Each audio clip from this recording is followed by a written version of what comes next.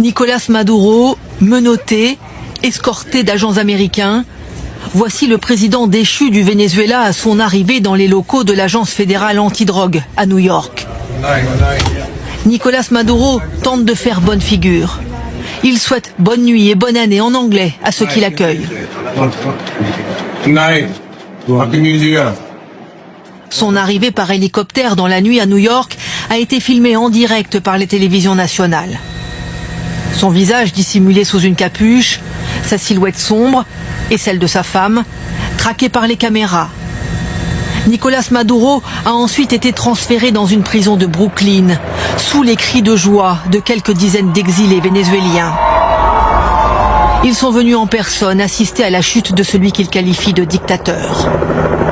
Avec son épouse, Maduro va être présenté à un juge fédéral à une date encore indéterminée.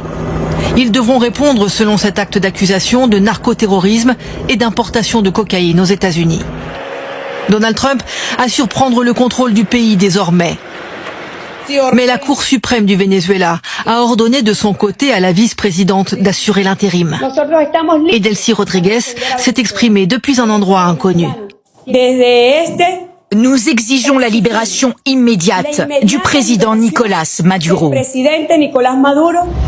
Dans les rues de Caracas, l'incertitude. Ces quelques partisans du président se mobilisent et brûlent les drapeaux américains. Le peuple restera dans la rue et continuera de résister. Nous voulons le retour de Nicolás Maduro. À la frontière avec la Colombie, ces réfugiés, eux, exultent.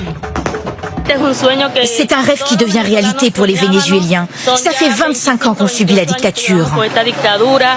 Près de 8 millions de Vénézuéliens ont quitté leur pays. Ils comptent peser maintenant sur la transition qui commence.